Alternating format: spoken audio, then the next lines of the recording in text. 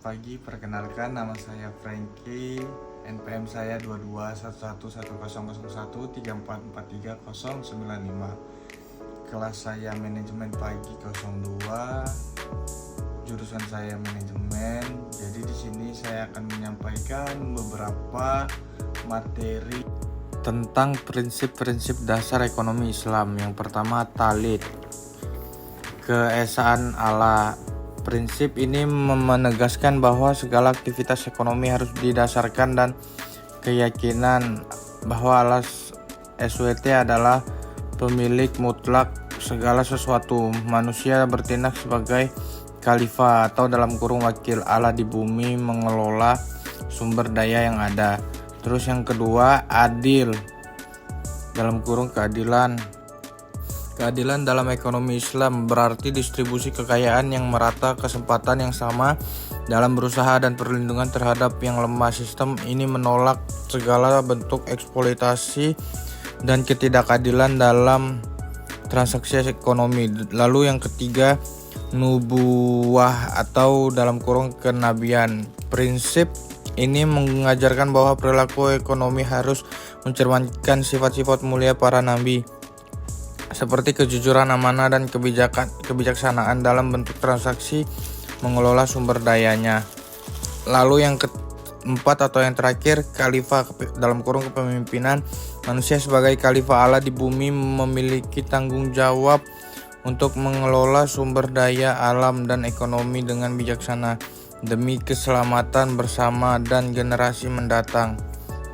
Lalu kita lanjut ke materi kedua, prinsip-prinsip dasar sistem ekonomi sosialitik, yang dimana sistem ekonomi sosialitik di sisi lain didasarkan pada prinsip kepemilikan kolektif atau publik atas alat-alat produksi dan distribusi barang dan jasa melalui perencanaan terpusat. Tujuan umumnya adalah untuk mencapai kesetaraan sosial dan ekonomi dengan menghilangkan eksploitasi kelas dan mengurangi kesenjangan pendapatan.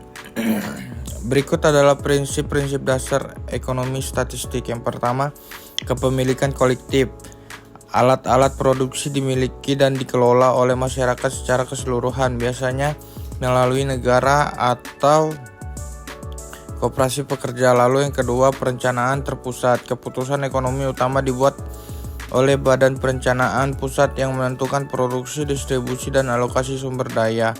Lalu yang ketiga, kesetaraan ekonomi. Sistem ini bertujuan untuk mengurangi kesenjangan pendapatan dan kekayaan melalui redistribusi dan penyediaan layanan sosial yang luas. Lalu yang keempat, yang terakhir, prioritas kebutuhan sosial.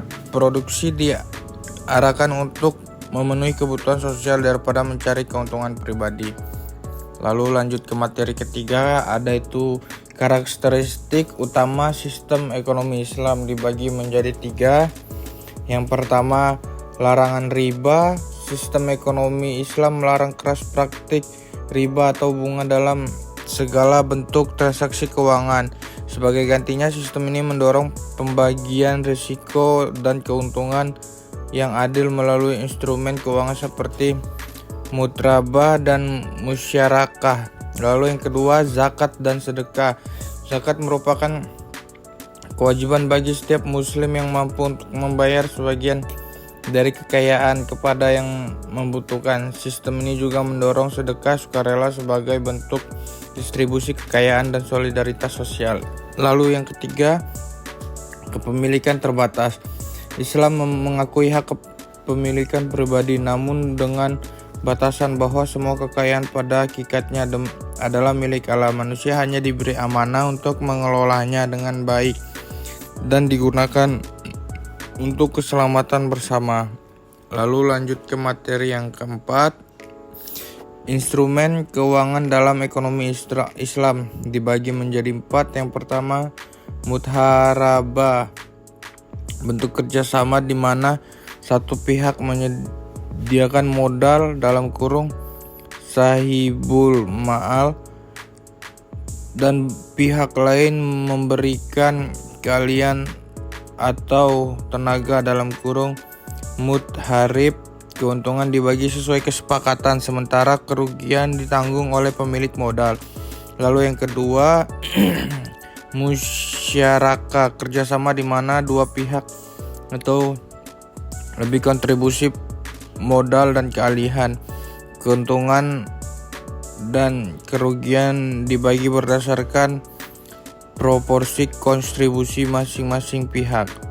Lalu yang ketiga, murabahah, transaksi jual beli di mana penjual menyebutkan harga perolehan barang dengan keuntungan yang diinginkan pembeli, dapat membayar secara tunai atau cicilan. Lalu yang terakhir atau yang keempat, sukuk, surat berharga syariah yang mempresentasikan kepemilikan aset.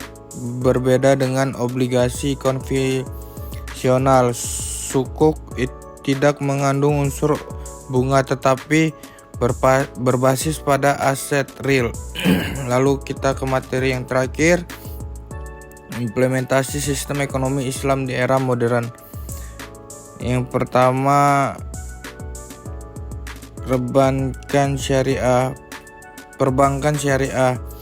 Banyak bank-bank syariah telah berkembang pesat di berbagai negara, menawarkan produk dan layanan keuangan yang sesuai dengan prinsip-prinsip Islam. Mereka beroperasi tanpa bunga dan fokus pada pembagian risiko keuntungan. Lalu asuransi takaful, sistem asuransi berbasis syariah yang mengedepankan prinsip tolong-menolong dan berbagi risiko antara peserta. Tidak ada unsur gharar ketidakpastian dan maisir perjudian dalam sistem ini. Lalu yang ketiga, pasar modal syariah. Pembagian instrumen investasi yang sesuai syariah seperti saham dan sukuk memungkinkan investor muslim untuk berpartisipasi dalam pasar modal tanpa melanggar prinsip-prinsip agama mereka.